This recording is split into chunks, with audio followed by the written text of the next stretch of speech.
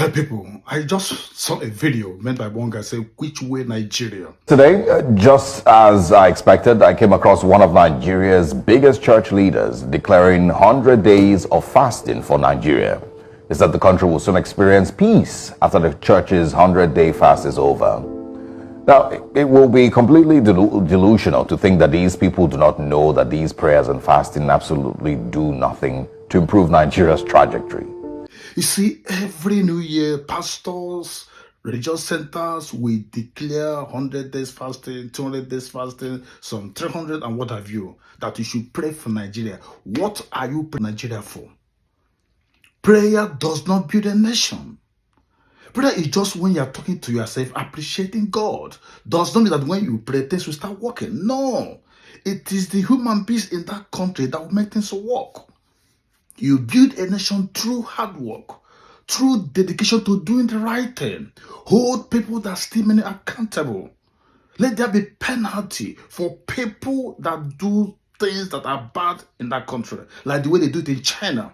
Most of the religious countries do not pray, like China, Malaysia, Norway, they're all doing good. But Nigeria and the rest of the countries are very, very religious, pray all day long, but nothing is working. It's not by prayer, it's by doing what is right. That's what they say in the Latin word, laborare osterare. I don't know what I got it in Latin formation. That you walk to pray, you don't pray to walk. We must stop all this fasting day in there, and people are suffering. After fasting, some people have ulcer. Because most of the people that do all these things do not have food on the table. So when they finish fasting, they begin to have issues. Fasting will not solve Nigeria's problems because Nigeria has abundance of natural resources. We have the manpower, but the leadership is not there to manage the affairs of Nigeria. This is what this man is saying. I'm going to play the clip very shortly. So prayer will not solve Nigerian problems. It's not God that come and run elections for you. It's not God that will come and build roads for you. It's not God to come and pay salaries for you. It is you. God has endowed Nigeria with all manners of good things. Arable land, natural resources, human resources. Nigeria has it all. By standard, by default, Nigeria is the richest country in the whole world. But because we have people that do not know what they are doing, and that is why everybody is suffering. Imagine Nigeria has crude oil, the sixth largest in the whole world, yet we do not have petroleum products in Nigeria. So prayer, tarry night, tarry morning, crusades, outreaches will not solve Nigeria's problem. Only hard work and calling white, calling a spade a spade. That's the only way we can move Nigeria forward. It's not by prayer. It's not by fasting. It's not by tarrying morning and tarrying afternoon. All these things are just exercises in futility.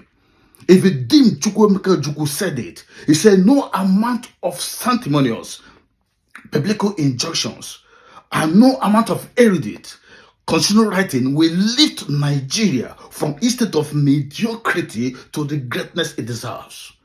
All this we are doing is just exercises in futility. It's not working. We've been praying since 1960 and nothing has worked. Can't we change our heart and begin to do the right thing? Recently, Yahya Bello that stole the covers of Kogi State Dry was welcomed like a hero. People steal money, they don't do it to them. They walk around and make noise in the society. So you cannot build a nation by prayer, by fasting. No, what are you praying for? Nigeria has all it takes to be a great nation. We have no natural disasters. We have no natural problems. Go to America. America has so many natural disasters. Once they happen, they replace them.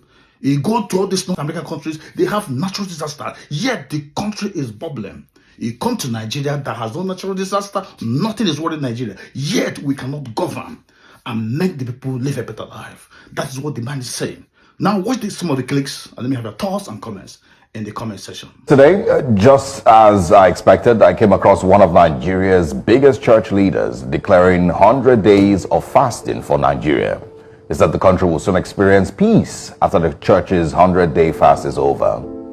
Now, it will be completely delusional to think that these people do not know that these prayers and fasting absolutely do nothing to improve Nigeria's trajectory.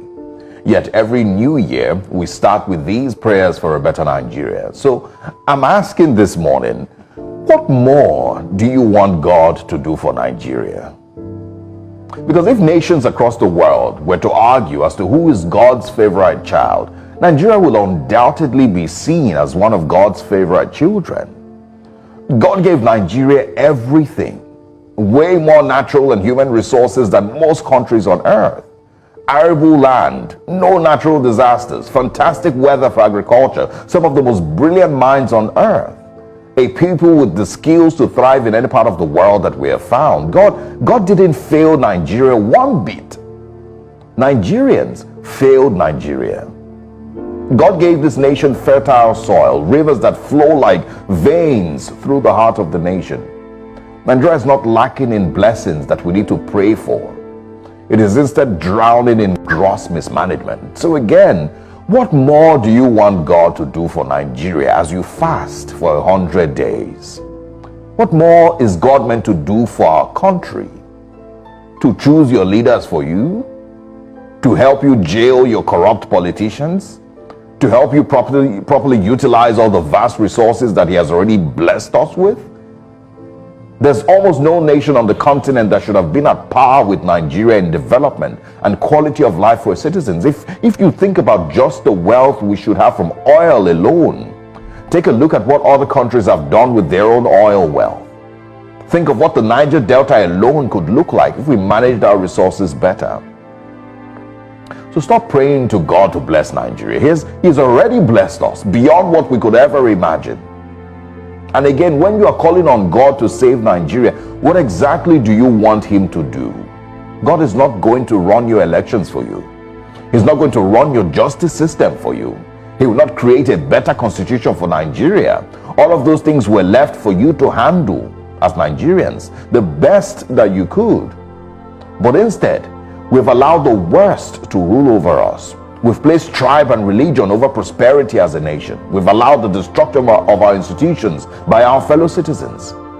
God didn't abandon Nigeria. Nigerians instead have laid our bed this way, and so we must lay on it. Your National Assembly members are singing on your mandate, we shall stand.